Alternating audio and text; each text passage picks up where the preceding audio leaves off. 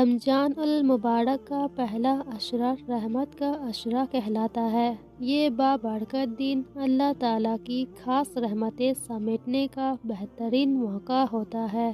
اس عشرے میں اللہ تعالیٰ اپنے بندوں پر بے شمار رحمتیں نازل فرماتا ہے اور ان کے دلوں کو نیکی اور عبادت کی طرف مائل کرتا ہے۔ یہ عشرہ رحمت کا ہے۔ اس میں اللہ تعالیٰ اپنے بندوں پر خاص رحمتیں نازل فرماتا ہے۔ جو شخص اس عشرے میں سچی توبہ اور عبادت کرتا ہے وہ اللہ تعالیٰ کی خاص رحمتوں کا مستحق ہوتا ہے۔ رمضان کی شروعات کے ساتھ ہی لوگوں میں نیکی اور عبادت کا جذبہ بڑھ جاتا ہے۔ اس عشرے میں نماز، تلاوت قرآن، ذکر و اذکار اور نفل کی ادائیگی کا خاص اہتمام کرنا چاہیے۔ رمضان میں دعا قبول ہوتی ہے، اسی لیے پہلے عشرے میں اللہ سے رحمت طلب کرنی چاہیے اور اپنی بخشش کی دعا کرنی چاہیے۔ روزہ خود ایک عظیم عبادت ہے اور جو شخص پہلے عشرے میں اخلاص کے ساتھ روزہ رکھتا ہے وہ اللہ تعالیٰ کی بے شمار برکتوں سے فیاض یاب ہوتا ہے۔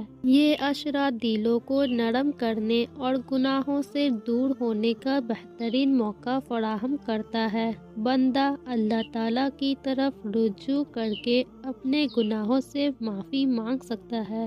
حدیث میں آتا ہے کہ جب رمضان آتا ہے تو جنت کے دروازے کھول دیے جاتے ہیں، جہنم کے دروازے بند کر دیے جاتے ہیں اور شیاطینوں کو جکڑ دیا جاتا ہے، اور رمضان میں کیے گئے نیک اعمال کا اجر کئی گنا بڑھا دیا جاتا ہے۔ جو بندہ خلوص دل سے اللہ کے حضور جھکتا ہے اس پر اللہ کی خاص رحمتیں اترتی ہے اور اس کی مشکلات آسان ہو جاتی ہے۔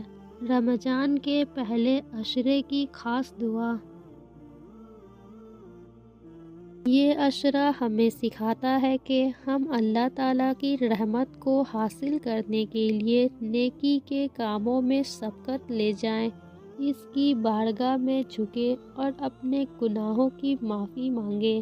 اگر ہم نے رمضان کے پہلے عشرے کو خوب عبادت، توبہ، استغفار، صدقہ اور خیرات میں گزارا تو انشاءاللہ ہمیں اللہ کی بے پناہ رحمتیں نصیب ہوگی۔ اللہ تعالیٰ ہمیں اس بابرکت مہینے کے پہلے عشرے میں زیادہ سے زیادہ نیکیاں کمانے اور اپنی آخرت کو سنوارنے کی توفیق عطا فرمائے۔ آمین۔